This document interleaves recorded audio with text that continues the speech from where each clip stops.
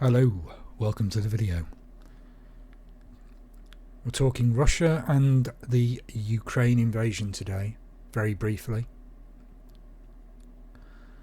As I'm sure you're aware, President Putin addressed Russia, addressed the world really, regarding the ongoing strategy for Ukraine. I'm saddened to see certainly the media in this country to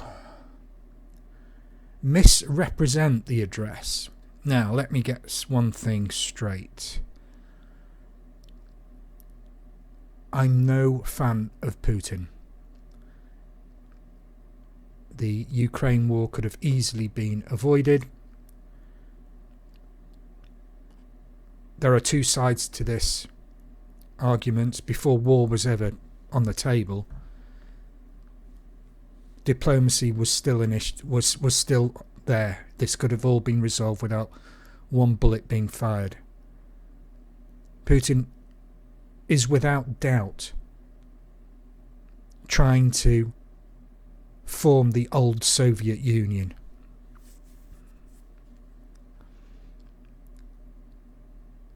His foreign policy just seems to be war. It's horrendous. And if your foreign policy, the first step of it is war, then it's the wrong foreign policy. I would say that any foreign policy that involves war is bad. We should be better than this by now. We really should.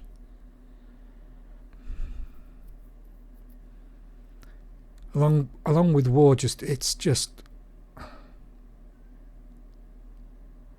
I can't even imagine being a soldier in any army. I don't know. I know that there are people out there who do that, and I'm very grateful to them for the job that they do, because it's certainly a job I couldn't do. And I don't pretend that I could do it. I couldn't. However, we find ourselves in the situation where Russia has invaded Ukraine because of the neo-Nazis, among other things. I'm not going to focus on those because there is some truth to what he's saying, but it's not the fundamental underpinning of this war. It's more likely the NATO situation he's worried about, without having to second guess him, and just based on what he said in the past. But the media in this country has blown it all out of proportion. The speech itself could have come from any Western leader. The nuclear threat was only an option if Russia is attacked. The country is attacked, which is what any leader would say. If you attack us, we're going to attack you. He's not going to start arbitrarily nuking European cities or bombing London. That's not what he was saying. He was saying he wishes to defend the homeland. Now, the war in Ukraine has been going very well for Ukraine. They've managed to seize more territory back from the Russian army and taken out some considerable hardware.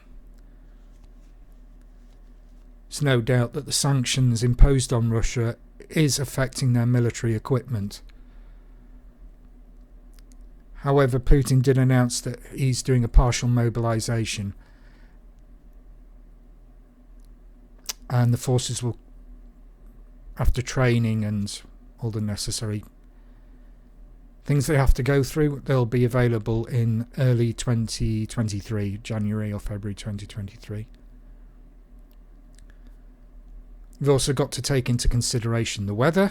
The Ukrainians can just sit back at the moment once the rainy season starts, because all those roads or tracks that the Russians have been using to do offences with tanks, will all be just a river of mud. Tanks just don't deal with rivers of mud, to be honest. They get stuck and then cranes have to be called in to lift them out. So Ukraine have time on their hands. However, come early next year, with the mobilisation of more Russian troops, this could prove to be something that the Ukraine people cannot repel, just the sheer amount of troops that would be available to Putin.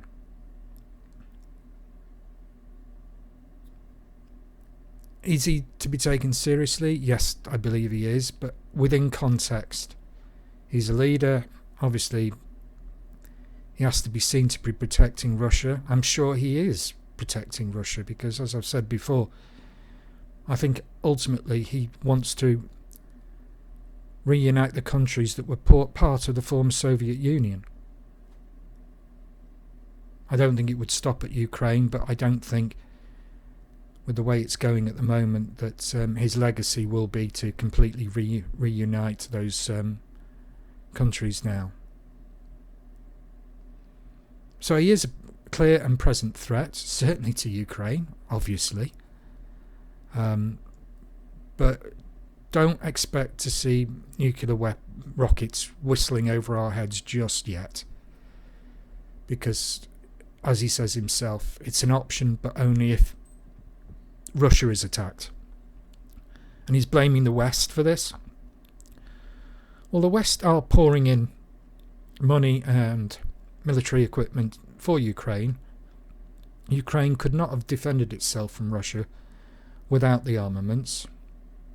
They've made a significant difference to the war and turned the tide. However, Putin obviously sees this as the Western NATO countries getting involved in this war.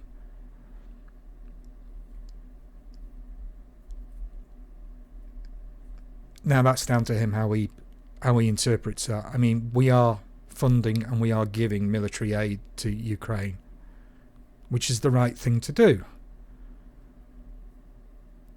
Because even the old technology that the Russians seem to be using at the moment, they only have very few modern tanks on the battlefield. Even that old equipment would just steamroll Ukraine anyway. So the fact that they're getting military assistance from the West is keeping people alive. It's keeping Ukrainians alive.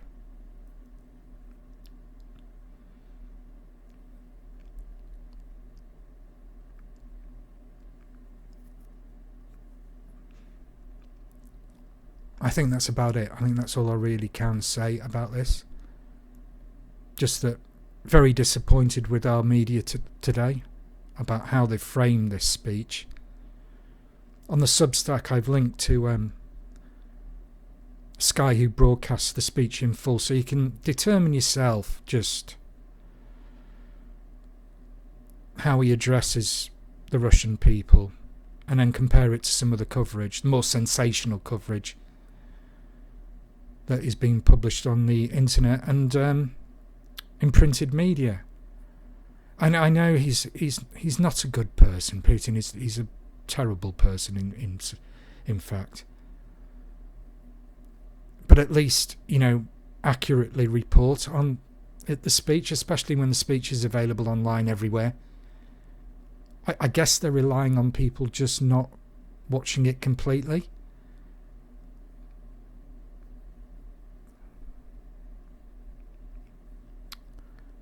And the other thing I was going to say is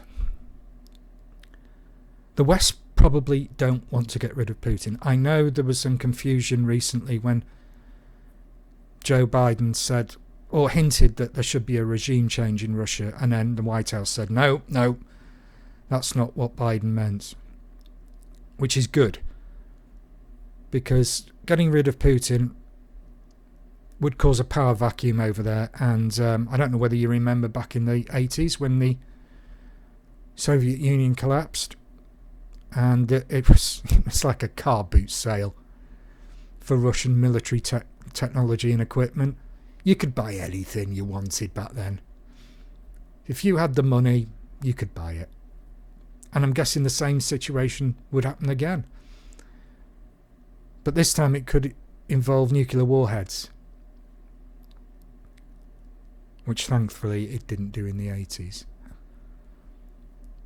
But a power vacuum in this day and age,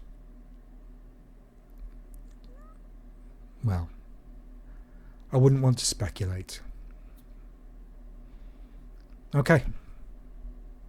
Thank you for listening to my ramble regarding Russia and Putin's address to the Russian people this morning.